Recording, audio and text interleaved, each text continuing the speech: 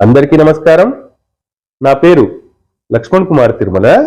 నేనొక సాధారణ హిందువుని. క్రైస్తవాన్ని, బైబిల్ని, క్రైస్తవుల్ని కొత్తగా పరిశీలించాలని చెప్పి అనుకున్నాము. అందులో భాగంగా కొన్ని వీడియోలు సిరీస్ రూపంలో చేసుకుంటూ వస్తున్నాము. ఇవాళ ఈ వీడియో ద్వారా మీ ముందుకు వస్తున్నాను. క్రైస్తవము, ఇస్లాము ఈ రెండు మతాలు కూడా ప్రపంచం మీద రుద్దబడ్డాయి అనే విషయాన్ని ప్రపంచమంతా అంగీకరిస్తోంది. ఏ విధంగా రుద్దబడ్డాయి ఈ రెండు మతాలు? ఒకటి కత్తి, రెండు మత మార్పిడి. ఈ రెండు విధానాలని ఆధారంగా చేసుకునే ఈ క్రైస్తవ ఇస్లాంలు ఏవైతే ఉన్నాయో ప్రపంచం మీద రుద్దబడ్డాయి.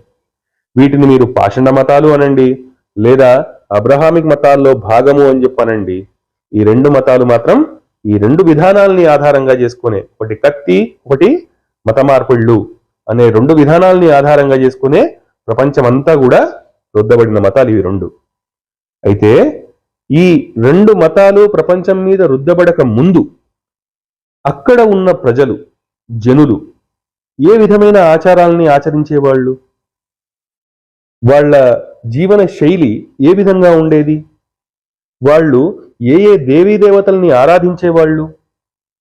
ఇట్లాంటివి మనము ప్రశ్నలు వేసుకున్నాం అనుకోండి, మనకు వచ్చే సమాధానం ఏంటి అంటే, ఒకానొకప్పుడు అంటే ఈ రెండు మతాలు ప్రపంచం మీద రుద్దబడక ముందు ఆయా దేశాల్లో ఉన్న ప్రజలు ఎవరైతే ఉన్నారో వాళ్ళు హిందుత్వ విధానాన్నే అవలంబించేవాళ్ళు అని చెప్పి మనకు తెలుస్తుంది. హిందుత్వ విధానాన్నే మనము సనాతన ధర్మము అని చెప్పి కూడా అంటున్నాం. సనాతనము అన్న దాని లోపలనే దాని యొక్క నిర్వచనం ఉంది. అది ఇప్పటిది కాదు. ఎప్పటిది? ఎప్పటిదో. ఎప్పటిదో అంటే మానవులు నాగరికులుగా మారి తమకు ఒక నాగరికతను ఏర్పరచుకొని జీవన విధానం ఏదైతే ఉందో ఆ జీవన విధానాన్ని జీవిస్తున్న నాగరికత సమాజం ఎవరైతే ఉన్నారో, నాగరిక సమాజం ఎవరైతే ఉన్నారో ఆనాటి నుంచి కూడా ఉన్న ధర్మం ఏదైనా ఉంది అంటే అది సనాతన ధర్మమే అన్న విషయం మనకు స్పష్టంగా సమాధానం వస్తుంది. అందుకనే మీరు ఇప్పటికీ కూడా ఎక్కడైనా సరే, ఎక్కడైనా తవ్వకాలు జరిగాయి అనుకోండి, అక్కడ సనాతన ధర్మం యొక్క అవశేషాలు బయటపడుతూ వస్తున్నాయి. ఇది కేవలం ఆసియా ఖండానికి మాత్రమే పరిమితం కాలేదు. ప్రపంచ వ్యాప్తంగా మీరు ఎక్కడ తవ్వకాలు జరిపినా సరే అక్కడ సనాతన ధర్మం యొక్క అవశేషాలు బయటపడుతూ వస్తున్నాయి. ఇంతకీ సనాతన ధర్మంలో ఏముంది అంటే, సనాతన ధర్మం అంటే ఏంటి అని చెప్పి ఒక ప్రశ్న వేసుకున్నాం అనుకోండి. హిందుత్వము అనండి, సనాతన ధర్మము అనండి, ఈ రెండు ఒకటే కదా. అసలు సనాతన ధర్మము, హిందుత్వము అంటే ఏంటి అని చెప్పి ఒక ప్రశ్న వేసుకున్నాం అనుకోండి, మనకు వచ్చే సమాధానం ఏంటి? వివిధ ఆరాధనా పద్ధతులు, వివిధ సంస్కృతులు, వివిధ ఆచారాలు, వివిధ భాషలు, ఇట్లాంటివన్నీ తీసుకొని ఏదైతే మనుష్యులు జీవనం కొనసాగిస్తూ వస్తున్నారో దాన్నే సనాతన ధర్మం యొక్క జీవన శైలి అని చెప్పి చెప్తున్నాం. వివిధ ఆరాధనా పద్ధతుల విషయంకే తీసుకుందాం. ఆధ్యాత్మికత విషయానికి వస్తే వివిధ ఆరాధనా పద్ధతులనే తీసుకుందాం. ఏకేశ్వరోపాసన, నిర్గుణోపాసన, గుణోపాసన, బహుదేవతారాధన, విగ్రహారాధన, ఇటువంటివన్నీ ఆరాధనా పద్ధతులు కలిగి ఉన్నదే సనాతన ధర్మం. ఈ ఆరాధనా పద్ధతులు ఏవైతే ఉన్నాయో ఇప్పటిది కాదు, ఎప్పటిదో. అంటే మానవ సమాజము మొదటి నాగరికతలు ఏవైతే ఉన్నాయో వాటిని చూసినా కూడా ఈ సనాతన ధర్మం యొక్క విషయాలే బయటికి వస్తూ ఉంటాయి. చరిత్రకారులు అంటే ఆంగ్ల చరిత్రకారులు ఎవరైతే ఉన్నారో, లేదా క్రైస్తవ చరిత్రకారులు ఎవరైతే ఉన్నారో వాళ్ళు తమ మతాన్ని ఆ దేశంలో పెట్టడానికి, ఆయా దేశాల్లో పెట్టడానికి అక్కడ ఉన్న వారి చరిత్రను వక్రీకరించి, అంటే ఈ క్రైస్తవానికి ఎక్కువగా చరిత్ర లేదు కాబట్టి వీళ్ళ చరిత్రను రుద్దే ప్రయత్నం చేశారు. అట్లా రుద్దుతూ మానవాళికి తీరని ద్రోహం చేశారు ఈ క్రైస్తవ చరిత్రకారులు ఎవరైతే ఉన్నారో. కానీ వాళ్ళు రాసిన చరిత్రనే ఒకసారి కనుక మనం పరిశీలించామనుకోండి, ఈ విషయం మనకు బయటకు వస్తుంది. మనకు తెలిసిన విషయం ఏంటి అంటే, ఈ ఆంగ్ల చరిత్రకారులు రాసిన దాని ప్రకారమే చూసుకుంటే మొట్టమొదటి నాగరికతలు ఏవి ఉండేవి? మొసపటేమియా నాగరికత, సుమేరియన్ నాగరికత, చైనా నాగరికత, భారతదేశ నాగరికత, ఈజిప్ట్ నాగరికత. ఈ 5 నాగరికతలనే కదా మన వాళ్ళు చెప్తున్నారు. ఫస్ట్ ఉన్న నాగరికతలు ఏవి అంటే ఇవే, వీటిని చెప్తారు. ఇవి కాకుండా క్రీట్ నాగరికత అని చెప్పి ఒక చిన్న మధ్యధరా ప్రాంతంలో ఒక నాగరికత విలసిల్లింది. అప్పటికి ఇంకా గ్రీకు నాగరికత ఏదైతే ఉందో వెలుగులోకి రాలేదు. అప్పటికి గ్రీకు నాగరికత వెలుగులోకి రాకముందు ఉన్న నాగరికతలు ఏవి అంటే ఈ 5 నాగరికతలు, 6 నాగరికతలని చెప్తారు. వీళ్ళు ఎవరిని ఆరాధించేవాళ్ళు? వాళ్ళ జీవన శైలి ఏ విధంగా ఉండేది అని చెప్పి ఒక ప్రశ్న వేసుకున్నాం అనుకోండి, అక్కడ ఉన్న వాళ్ళందరూ కూడా సుమేరియన్ నాగరికత కాలం నుంచి కూడా వాళ్ళందరూ ఎవరిని ఆరాధించారు అంటే ప్రకృతిని ప్రధానంగా ఆరాధించేవాళ్ళు. వర్షము, మేఘము, సూర్యుడు, చెట్టు, చేమ, పుట్ట, గుట్ట, మిట్ట, ఇలా మన సనాతన ధర్మం మనము ఏదైతే పూజిస్తూ వస్తున్నామో ఇప్పటికీ కూడా హిందూ ధర్మం వాళ్ళు ఏదైతే పూజలు చేస్తూ ఉన్నారో, ప్రకృతికి పూజ చేస్తున్నారో, అదే విధంగా వాళ్ళు కూడా అదే ఆరాధనా పద్ధతిని అవలంబించేవాళ్ళు. అప్పటికి ఇంకా ఈ యూదు మతం ఏదైతే ఉందో అది రాలేదు.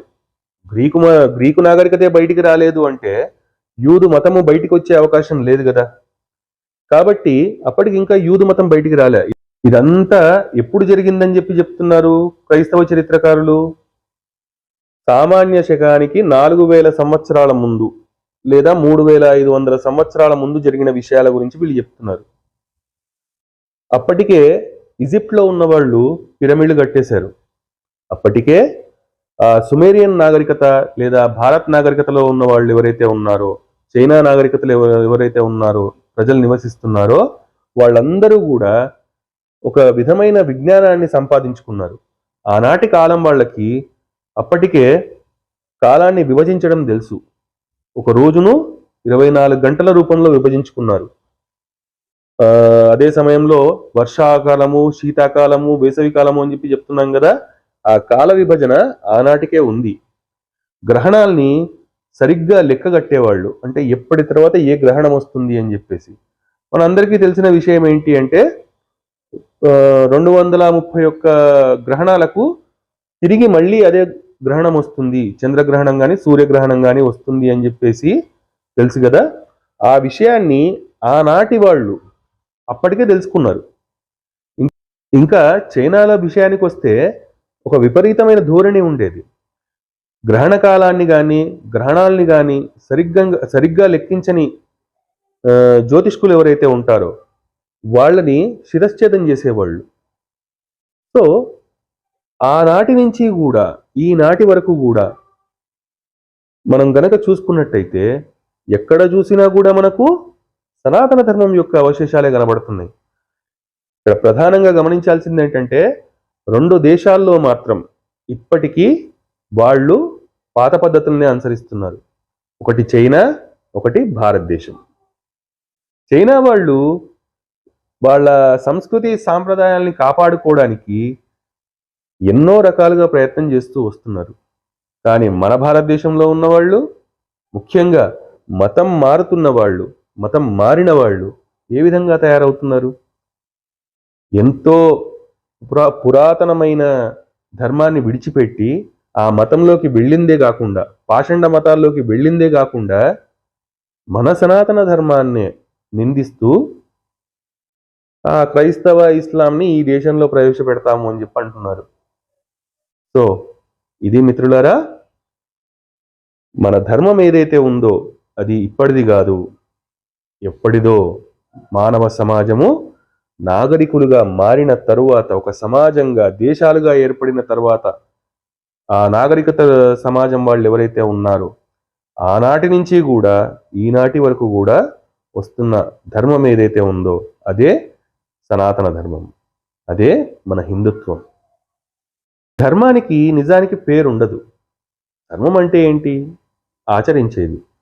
కాబట్టి దానికి పేరుండదు. మన ధర్మాన్నే సనాతన ధర్మము అన్నారు. ఎందుకని? ఎప్పటిదో తెలియదు కాబట్టి. ఇది మతం కాదు అని చెప్పన్నారు. ఎందుకని? ఇది ఒక వ్యక్తి స్థాపించిన మతం కాదు. ఒక వ్యక్తియో లేకపోతే ఒక ఋషో స్థాపించిన మతం కాదు కాబట్టి ఇది ధర్మము అని చెప్పన్నారు. అదే సమయంలో ఆర్షధర్మము అని చెప్పి కూడా అన్నారు. వైదిక ధర్మము అన్నారు. ఇలా వివిధ రకాలుగా పేర్లు పెడుతూ పెడుతూ పెడుతూ పెడుతూ ఇవాళ హిందూ ధర్మము అని చెప్పి అంటున్నారు. రేపటి రోజున ఇంకో పేరుతో పిలుస్తుండొచ్చు గాక, ఇంకేదైనా పేరుతో పిలుస్తుండొచ్చు గాక, కానీ ధర్మం మాత్రం ఇదే ఉంటుంది. ఎందుకని? ఇది మానవ ధర్మం. మనుష్యులు ఒక నాగరికులుగా ఏర్పడిన తరువాత ఏర్పరచుకున్న ధర్మం కాబట్టి ఇది మానవ సమాజం ఉన్నంతకాలం కూడా ఉంటుంది. పేరు మారొచ్చుగాక, కానీ ధర్మం మాత్రం ఇదే ఉంటుంది. ఇది మిత్రులారా, మరొక అంశంతో మరొక వీడియో ద్వారా మీ ముందుకు వచ్చే ప్రయత్నం చేస్తాను. అప్పటి వరకు ఉంటాను. జై శ్రీరామ్. భారత్ మాతాకి జై.